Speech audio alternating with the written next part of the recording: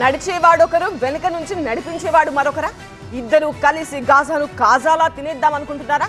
అందుకే గాజాపై ఇజ్రాయెల్ బాంబుల వర్షం ఆగట్లేదా?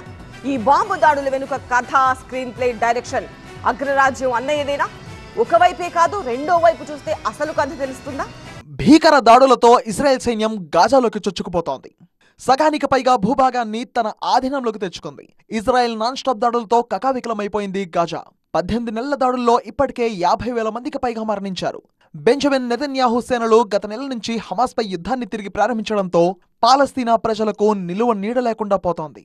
ఇళ్లు, పొలాలు, ఇతర మౌలిక సదుపాయాలను మళ్లీ వాడుకోలేని విధంగా ఇజ్రాయెల్ ధ్వంసం చేస్తుందని హక్కుల సంఘాలు వెల్లడించాయి. దాడుల విషయంలో బందీలను విడిపించేందుకే ఈ స్థాయిలో ఒత్తిడి తీసుకువస్తున్నట్టు ఇజ్రాయెల్ చెబుతోంది. హమాస్ను ఓడించాక గాజాలో భద్రతాపరమైన నియంత్రణను కలిగి ఉంటామని ఇటీవలే ఇజ్రాయెల్ ప్రధాని నెతన్యాహు వ్యాఖ్యలు చేశారు. సైనిక భాషలో చెప్పాలంటే గాజాను బంజరు భూమిగా మార్చేస్తోంది ఇజ్రాయెల్ అనేది నిపుణుల మాట.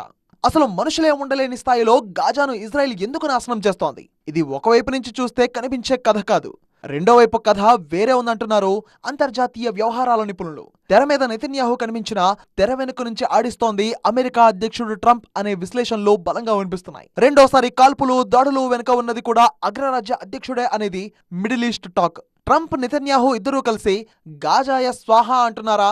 అందుకే ఈ వార్ డ్రామా కామాలు లేకుండా నాన్ స్టాప్ గా కొనసాగుతోందా?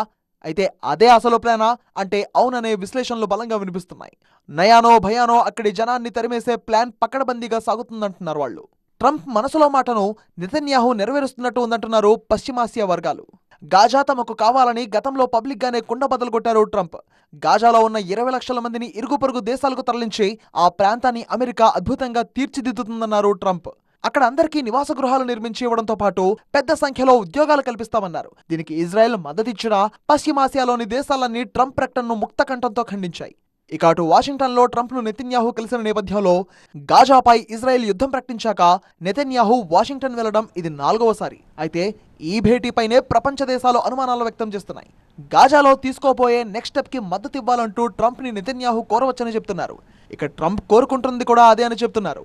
గాజా గుటకాయ స్వాహా పథకం అమలు అంశం ట్రంప్, నెతన్యాహు మధ్య చర్చల్లో కీలకంగా ఉంటుందనే అనుమానాలు వ్యక్తమవుతున్నాయి.